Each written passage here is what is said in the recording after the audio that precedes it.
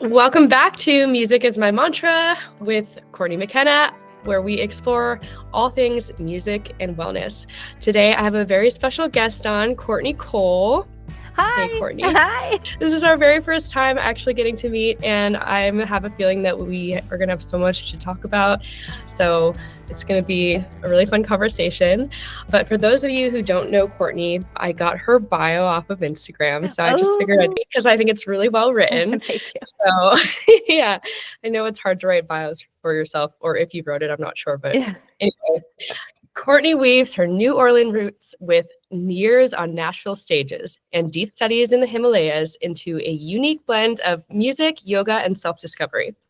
After earning her music degree from Belmont University and touring with country legends such as Miranda Lambert, Kenny Chesney, and more, a deep calling led her to India. Over the course of several years and many months of immersive study under the guidance of Anand Mehrotra. Thank you. Thank you for that. She became a certified, you might have to help me with this one too, Sattva, yes. Sattva Himalayan yoga master teacher, completing over 500 hours of advanced study. That's awesome. That's a lot of yoga. Courtney writes and releases her own original music, using sound as a tool for healing, awakening, and soul expression. For her, yoga is music and music is yoga. It is a process of aligning the body, mind, and spirit to a higher frequency of wisdom and truth. Through sound, movement, and soul-centered teachings, she creates spaces where her body, mind, and spirit can reconnect. Where the body, mind, and spirit with their truest song. Her work invites others to return to their own inner guidance and remember that healing isn't about becoming someone else, but about coming home to and expressing who you already are. It's so good. Oh, thank you. Yeah. So thank you for joining my podcast today. I'm so happy to be here. I love the title. I think it's really cool. Thank you. I've really been curious about healing in music. And I remember studying with my music theory teacher, and I'm like, tell me about the frequencies and like how that affects the body. And he's like, 440, because there's like the 440 versus 432. And I've talked about that on a few different episodes. And I know that you record your music in all, 528. Yes. 528, which is C note, technically, right? Technically, it's just like slightly above it. And you probably, unless you're playing two, like a C in 440 and a C in 528 right next to each other, you probably wouldn't tell quite the difference. Like if you play a song that's in 440 compared to 528, it would just sound like one of them would be just a little bit sharp. Yeah, I know. Or a little bit flat. But I think it's, people are starting to talk about these things more often. And I have seen some friends produce music in 432.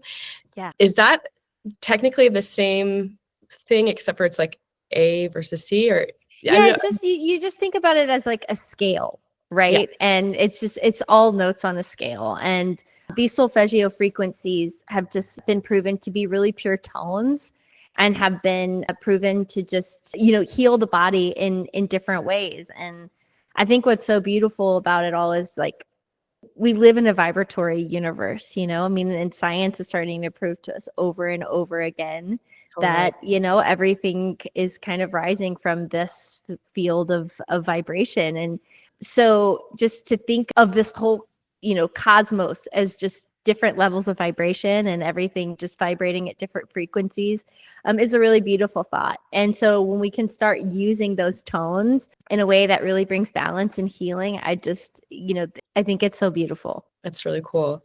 I think it's really innovative too, because, I listened to one of your podcasts with Rob Ryan, and you guys really went into like your background with country music and working in the industry and that sort of thing.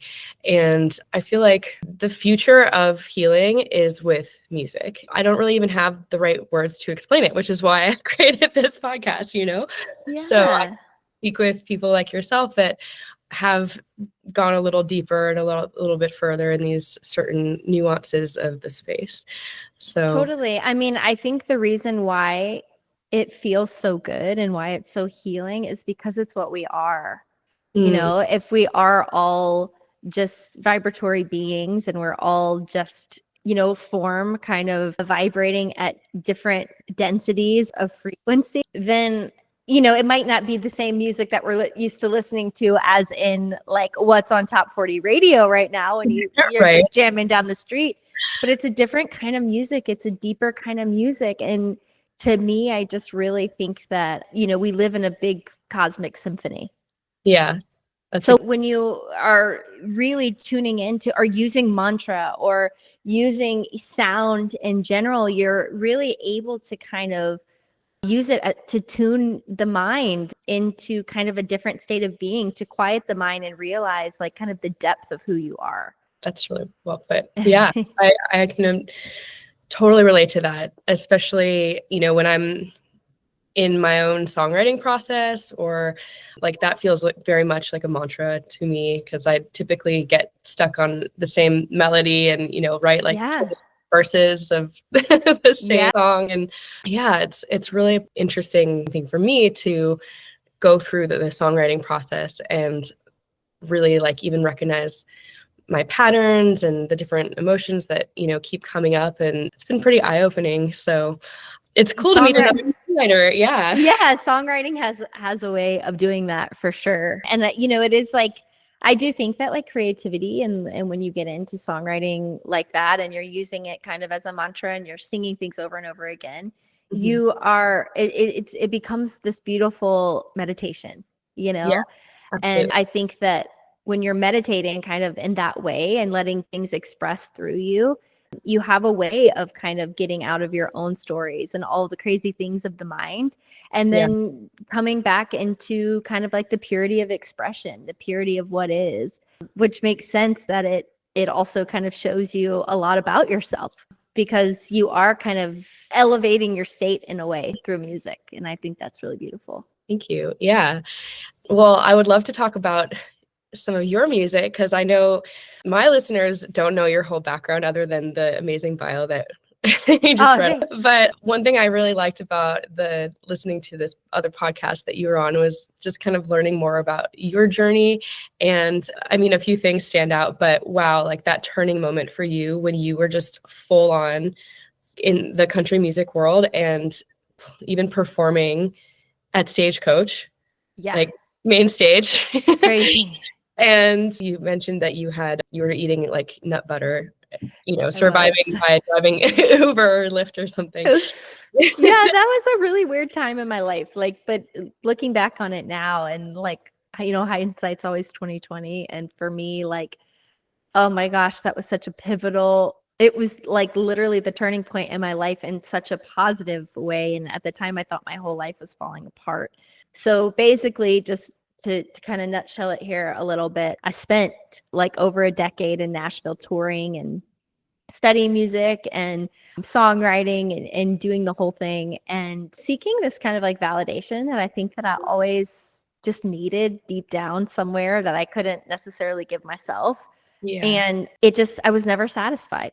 I was never, ever satisfied. I was always searching for more, needing more validation, needing more people to tell me I was great, needing like to feel talented. Like there was so much I just didn't feel like a talented person. Like I just needed so much, and had the whole team, had everything in my, you know, possession to be a rock star. And I was living the life and I was doing the things. And there was a couple of things that happened that everything just kind of came to a screeching halt. And within that, I had already been scheduled to play Stagecoach that year, which I was super excited about. And when everything stopped, like I parted ways with my manager. I had like this relationship that I was in that kind of ended. And because I lost like my management, my publishing deal that I had that was my income was like all kind of riding on this like label contingency that I was going to get signed to like a label. And since I didn't have a manager anymore, it just wasn't looking good. So they were like, they were like, you know, we're going to have to like drop you or whatever. And I'm just like, I get it, but I got to eat. So I was just like, what am I going to do? So I started driving Uber. I was driving Uber. Like I would get up at like 4 o'clock in the morning and drive until like 10 a.m. and then I would go to a songwriting session from like 11 to 3, and then I'd start driving again from like 4 to 10 and do it all over again the next day. And I was so broke that, yeah, I was eating a spoonful of sunflower butter in the morning and at night, which it's so funny. I just bought some the other day because I was making something with it, and I had it and I was like, bleh. Like it literally made me feel gross. I was like, this is just like, Right. Yeah. yeah. And I love sun butter so much. But Funny. anyway, so yeah, I just really felt this pull in me I had always wanted to go out to California. Even the year before anything kind of changed for me, I had been really craving to go out there and do some songwriting, and I didn't. And so when all of this happened, I was like, I don't really have anything to lose at this point. I have some friends out there. I'm going out there for Stagecoach anyway. Like, what if I just stayed for a couple months and just did some writing and whatever?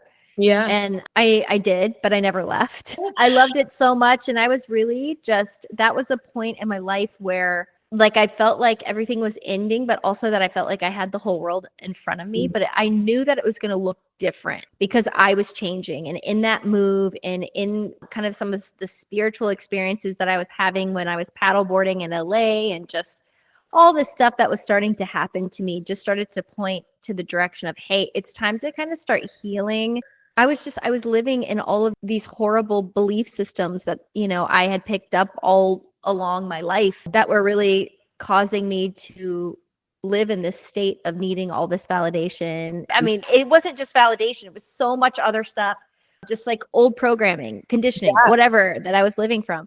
And when I moved and started to see myself in a different light, it was like the floodgates opened and it was time for me to heal it all. It was really hard to look at. And yeah, and from that point on, I started to kind of like write about my healing. And that just turned into, I was meditating a lot to frequency. I mean, even before I moved from Nashville, I was meditating to frequencies and stuff like that. And it had always been, life-changing for me. But it sounds like maybe that's where you were able to sort of have that clarity, because I know for a lot of people, it's even hard to recognize where these beliefs are, or that they are beliefs to begin with. No, for sure. It's really hard. Yeah. And sometimes life will kind of give it to you in like little sections and be like, and then sometimes like me, like it'll just smack you right in the face with a 2x4 and you're like, oh my God, this is a lot of stuff. But at the same time, there was something that happened to me, like I want to say in 2014, somewhere around that. I can't always remember if it was 2013 or 2014, but I had this life-changing dream. And this dream, basically, I was completely sober, but I was floating backwards through outer space. And once I got to this certain point and I saw that Earth like wasn't in my view anymore, I just was like looking around because I could feel my body, but I wasn't like in my body. Yeah. And I like looked down and my body wasn't there anymore. And all of a sudden I had this like explosion in my heart of just like all of this love and all of this like compassion and wholeness and oneness. And that I've never felt anything like it since then, ever in my life. It was such a beautiful feeling. I could go on and on about that dream for hours, but that's the nutshell of it. But when I experienced kind of like the unity of life in that dream, I didn't know it then. I woke up in a little bit of like an existential crisis that kind of affected me for several days, and probably for longer than that, but I had to kind of get my act together. And like act normal. Literally.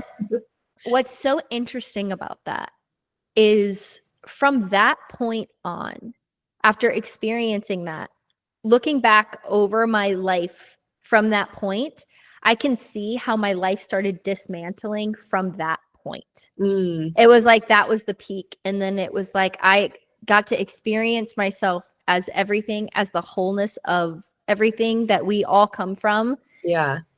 And that makes up Courtney Cole, all of a sudden started to become a lot less important. Were you meditating a lot at that time when you had that dream? I was going through a lot of spiritual confusion at that point. Yeah. I would not say that I was meditating a lot then. I would say that I grew up in kind of like that Southern, like Christianity, like more evangelical type style vibes. And so I was kind of like always in that world. I was reading some books and I was having some experiences that were like, this isn't the whole thing, you know? Mm-hmm. And I started to explore some of that, and some of the books that I was reading. One of them was the book The Untethered Soul, which I wrote my song Untethered about. And now you have a retreat. And now I have a retreat named The Untethered Retreat. But it just started like, it just really started. I was confused. And I think that I was having a lot of really crazy nightmares at that time as well that were like really confronting. And then all of a sudden there was like this random dream of like, okay, I'm going to give you this and do what you will with it. And what's funny about that is it took me until I got to India. Let's see, that was 8 years later for me to make sense of that dream. Wow. You know, and still I'm making sense of it. But it's crazy how much our subconscious stores. And that's just proof, you know, because then like 8 years to integrate that into waking life, that's the feedback loop, I guess you could say. No, totally. But it was yoga that made it make sense. Cool. You know, because yoga is in Sanskrit means unity. And it's just the unity from everything that we come from, and tuning our minds to that state and realizing that, you know, we can hold this identity really loosely. We're just part of this greater, beautiful play, and we can play in this, and we don't have to hold ourselves so strongly and so tightly, and we can just really love and experience this life in such a beautiful way when we're connected to what is real. Yeah. And we get to decide what we see as real. Yeah. Sense, you know, because I think everyone has their own definition of what's real, right? Real. Yeah. But it doesn't have to be complicated or it doesn't heavy. You know, I for so long in my own songwriting journey, it was like always the deep, sad emotions where I was like, this is where this song is going to mean something, you know, and it's like, well, maybe it means something to me, but it just depresses everybody else. So, you know, some people connect to it. It's not, I'm not saying that it wasn't valid, but I just think that, yeah, there's my perspective on my own music has definitely evolved over the years. And, you know, I am still in that kind of searching place now where the music that I wrote even 2 years ago doesn't really feel like me. And I've got it still, but I'm like, I don't know if I want to finish this because it doesn't feel like me anymore. Yeah. Yeah. And that's the great thing is like you can do with it what you want, and it's your creation, you know. Like I was sitting here even before we got on, and I was just like singing in my microphone, like with my Ableton up and just like singing, and it's like, wow, like this, I can do whatever I want on this canvas and make it whatever I want. And if I like it and want to like pursue it, I can. And if I don't, that's okay too. And then you know what? I'm going to do it again tomorrow and create something, and we'll see like what, you know, it's really fun to be able to play. Totally. Do you find that your process has changed quite a bit? I mean, I know that you've shifted more from like country to very personal and even spiritual, like you're singing mantras sometimes. Yeah. I would say it's changed a lot. Yeah. And I would say that that's something that I'm still working into quite a bit, because I think the best way I could put it is I think that for a really long time, I was expecting music and my gift to do something for me. Like it's going to help me prove myself to the world, or it's going to make me a lot of money and I'm going to be really famous. Yeah. Or I'm really going to be something with this and I'm going to win a lot of awards, like that kind of stuff. I was really putting a lot of pressure on my creativity to show up for me and prove that I'm something in the world. Yeah. And I think what has switched for me is that is the least thing that matters. And, or the last thing, sorry, that matters. And the only thing that matters is how deeply I can connect to something beyond myself and allow that to express through me. And the thing that I am doing in my practice every single day is to try and lessen myself and just let something else come through that wants to use me as its vessel. And sometimes that even looks like me sitting in front of my keyboard or sitting with my guitar and getting really still and quiet and saying, I'm here, I'm available, Whatever wants to come through me or doesn't want to come through me today, that's totally fine. But I'm here if you, and I'm receptive if you are willing. And it's been changing my whole process, to let it come when it comes and know that I'm ready for it.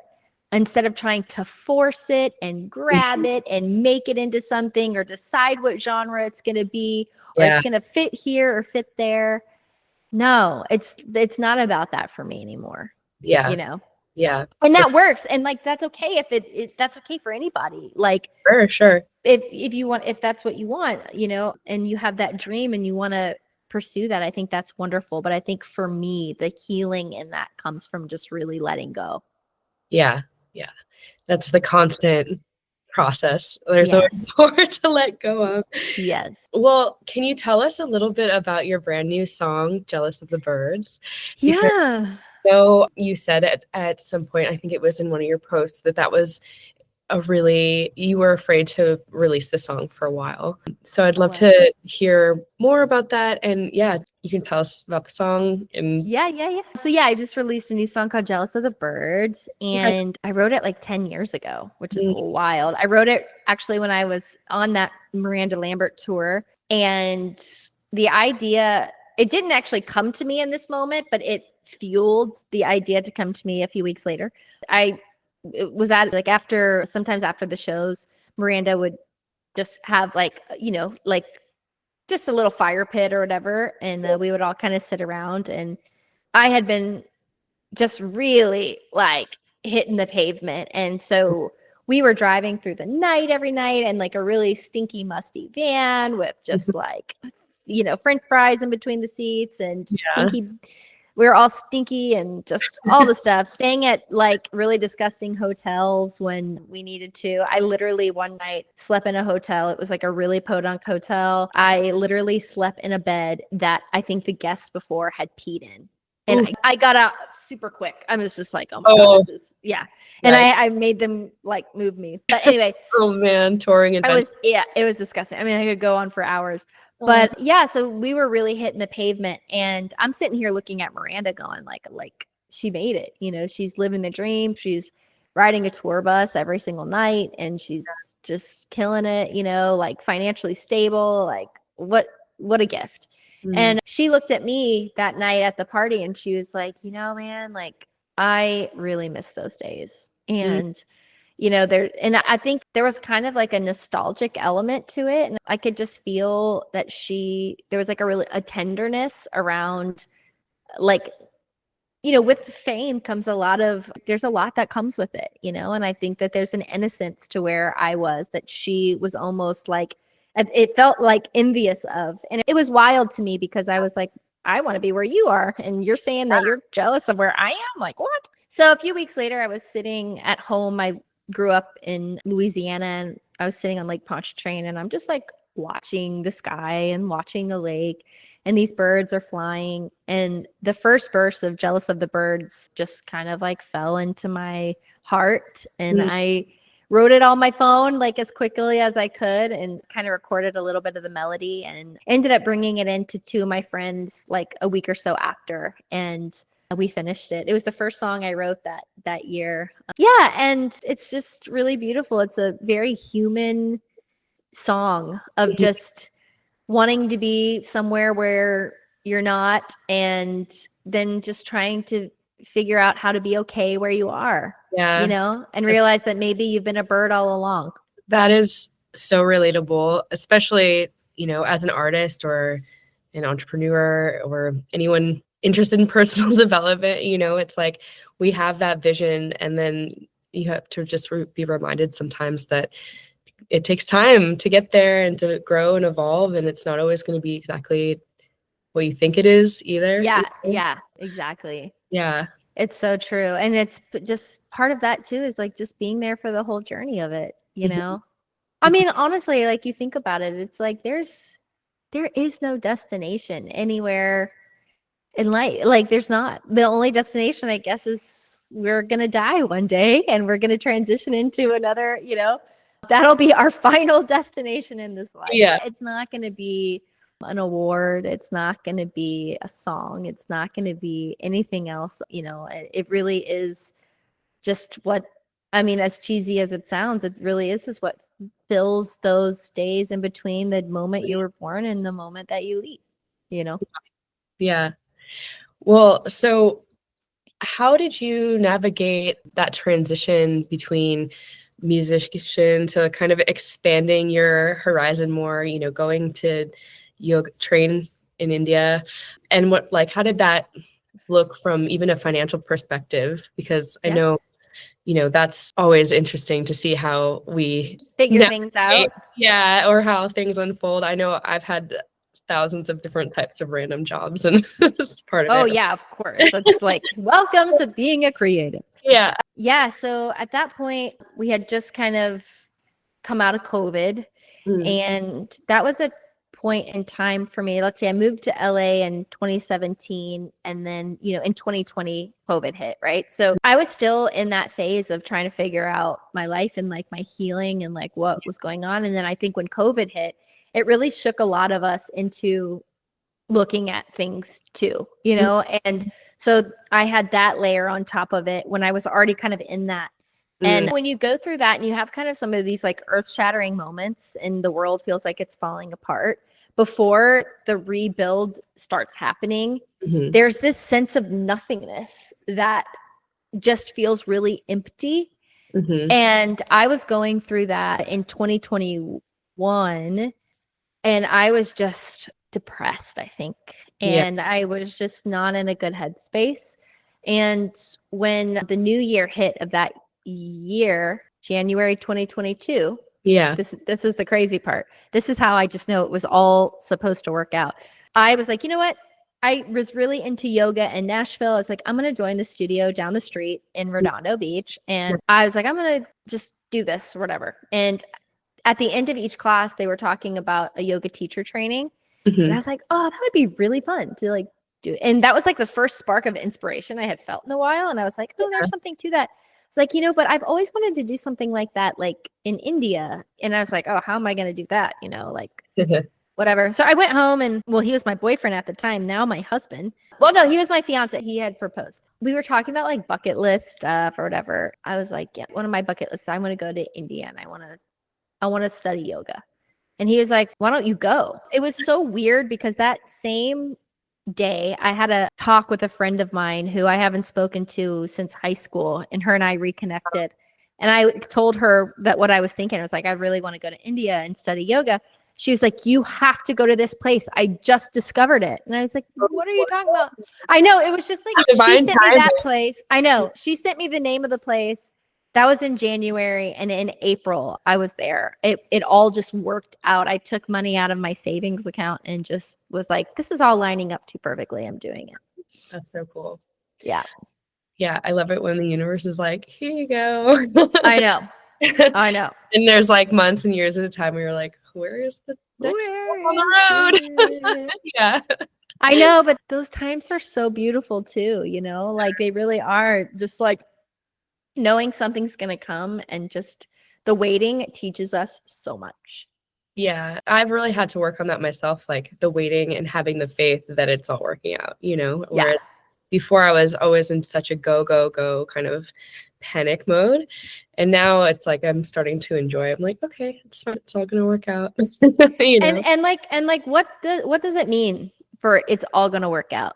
Yeah. Like when we say it's all going to work out, I think we have a specific expectation in mind of what working out's going to mean. Like I know when I used to always say that, it would always be like, oh, it's all going to work out. Like the dream that I have in my mind of like, okay, me being like a famous rock star and it's all going to work out. Like the thing that I think is beautiful is just knowing that it's working out right now. Like not any expectation that you have for yourself, but just that you're here and you're growing and you're learning and you're expanding. Like everything is already working out. Yeah. And this is just the journey to get to, this is just the journey of your life right now, you know, and this massive soul journey of probably many, many lifetimes, you know? And so it is working out. Yeah. And every second.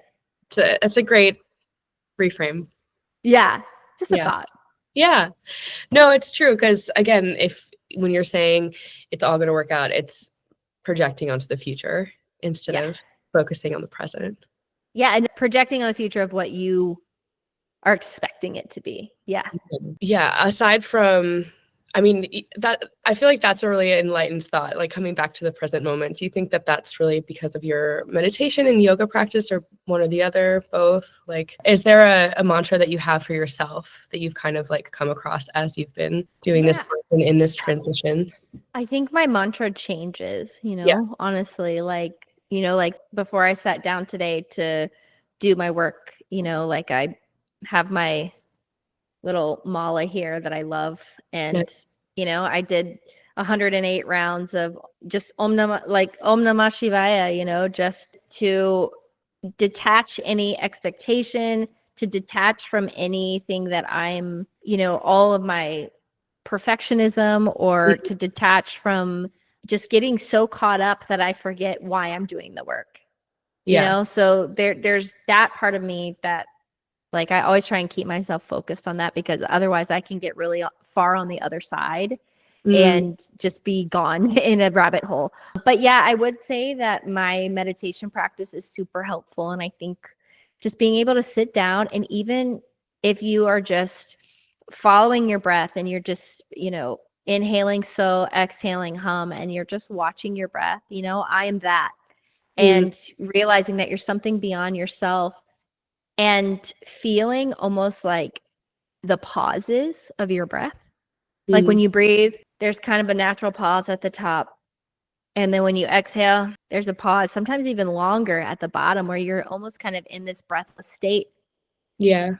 And you're waiting for the breath to come back. And it always comes back. And knowing that in the space, in that silent state, is one of the most holy, sacred, and precious spaces, because it's silent. And before all of this form and vibration in this universe comes into form, it comes from silence. Silence is God in that sense, that stillness.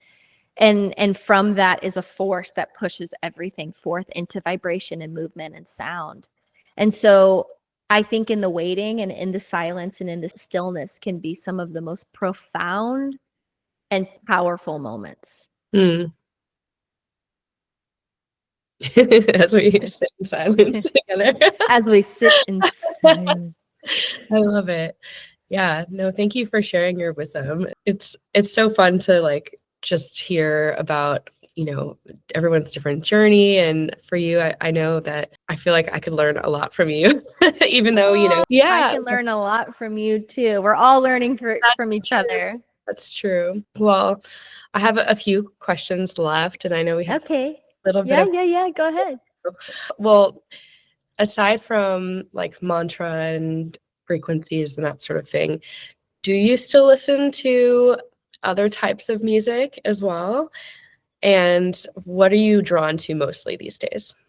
Yeah, I love just anything that makes me feel connected and inspired. So I really am drawn to like artists, like there's a guy named East Forest that I love to listen to, and he does a lot of like healing music. I also really like Trevor Hall, and they're all kind of like writing about the stuff that I love and are talking about. And I just kind of like that. Or honestly, I listen to a lot of music that doesn't have words. That's just music, just yeah. And then and the most, like when I listen to it, I'm usually listening to it on a walk, and I'm usually in nature somewhere. Like I just like music helps me really to connect and ground myself. Yeah. Cool. Yeah. Would you say that there is a song, or potentially more than one song, that's changed your life? Ooh, now that's a hard question. That is a hard question. I've been asking everyone so far because I rediscovered Bob Boylan's book. It's probably a decade old now, about your song "Saved My Life." Okay. Yeah. Changed my life, I guess.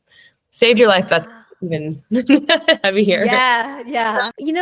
There I could say so many things to that. Like, this is gonna sound so funny and you're gonna laugh, but like Celine Dion saved my life, because when I was a little girl, I loved her and she's the one that taught me how to sing. And like I would sit in my room with my karaoke machine I love and that. I would sing like the Let's Talk About Love album. I could sing every word. And there was kind of a lot going on in my childhood. And Yeah. and I would kind of go and I would lock myself up in my room and I would sing.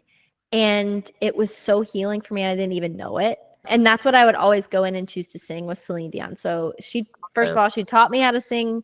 And then second of all, I just feel like she just brought music into my life in such a beautiful way.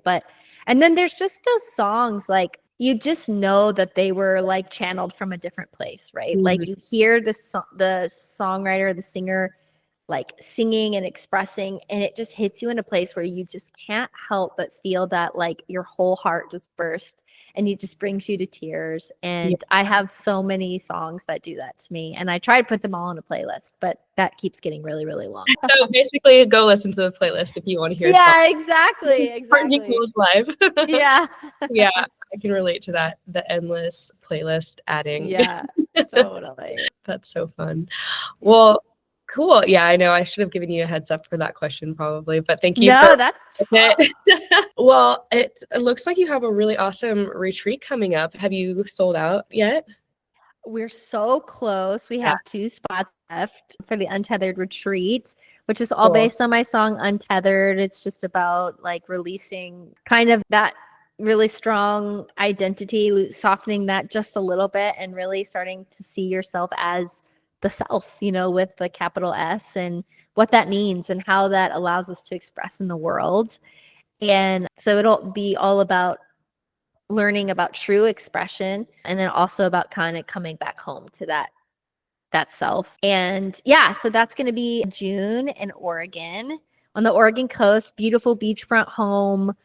We have so many wonderful things in store for that retreat. It looks great. I'm sure you're going to do some sort of music expression. Oh, it's all music. Yeah. all music, yoga, nature, all the things. Awesome. How many days is it? It is 2 full days. I guess, you get there on a Thursday evening, Friday, Saturday, leave Sunday morning. Nice. That's a good long weekend. Yeah, it's very nice. Nice. Very nice. Have you been doing a lot of these, or is this my first one? I'm so excited. Yeah. Cool. Congratulations. Thank you so much. I'm so excited, and I want to be doing more. So yeah. Well, I love retreats. I got to play some music for a retreat in Joshua Tree about a month ago. Whoa. It was really fun. I'm sure the Oregon coast is going to be just stunning. Yeah, it'll be so fun. Yeah. I feel like Joshua Tree is beautiful too. It is. Yeah. I think anywhere where you can be surrounded by nature is just 100% feeling potential. Yeah. Music and nature, it's like, oh my gosh, it's all the same thing. It's like nature is vibration and then music is vibrate. Like, it's just like, oh my gosh. Cool. And remind me when you moved out of Los Angeles, because I know you said it was recent, right? Yeah. A year today we moved. Oh, no way. Oh my God. Yeah. Wow. Yeah. Okay. And you guys are in Washington now? We are. Yeah. What part? Loving it. We're actually just right on in Vancouver, like right next to Portland, basically, Oregon. So just on the other Washington side. Very cool. Does your husband have family up there, or what brought you guys up? No, we just wanted to change, and just found this home that we loved, and we're like, let's just do it. Yeah. Yeah. So we're loving it up here. It's stunning. Amazing. Well, happy year anniversary up in Thank you. Washington. Thank you so much. Thank you. Yeah. Very cool. Do you come back to California often, or do you plan to anytime soon? I don't have anything on the books yet, but I do come back and I teach at Wellspring 88, sometimes down there in Redondo Beach, which is an amazing community. I'm hoping to actually get back down there pretty soon. Awesome. Yeah. Well, we definitely will have to keep an eye out, and I would love that. Like workshops or anything. Yeah. Share it along. I want to join you. Yeah, that would be great. Us Courtneys got to stick together. No. Oh man. Do you have a name or a story behind the name Courtney? No. Yeah. No, I mean, well, just my mom said that they all put names in like a hat at her baby shower, and mine was one of the names that they did. And she thought she liked it. That's really about it. That's good. That's good. My mom, I guess, met a little girl named Courtney, and then that was her inspiration. So That's sweet. I love that. I think that's so cute. Yeah. it's out of the hat. I always, as a kid, I wanted to be named Crystal. Oh, that's fun. I like Crystal too. That's a good name. I think it's pretty cool. Yeah, that's a good one. I'm really into rocks now, but I've always been that way. Like I grew up in California and Arizona, so there's, lots of desert rocks to explore. Yeah, and to think you could have had a store named Crystals. I know. Now it has to be Courtney's Crystals. No. Yeah, Courtney's Crystals. I actually like that better. Me too. Oh man. It's great. Oh man.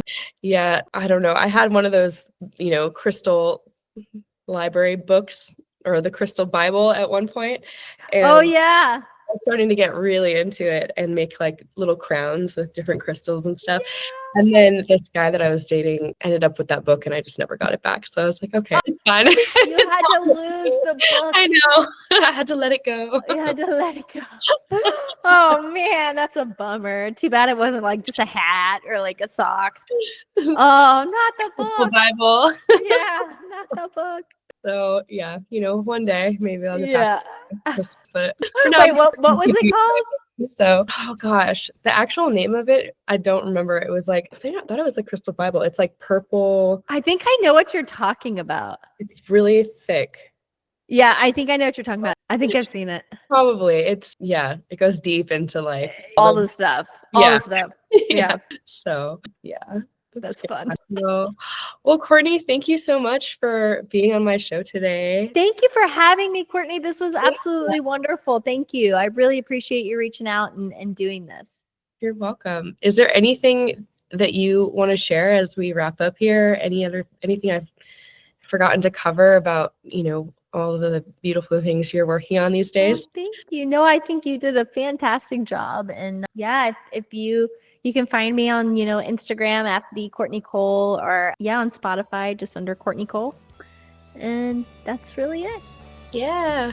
Awesome. All right. Well, hopefully we'll get to meet each other in person sometime in the near future. I would love that. Yeah. And for all the podcast listeners, stay tuned next week where I continue to talk about all things mental health for Mental Health Awareness Month. And until then, stay healthy, wealthy, and wise.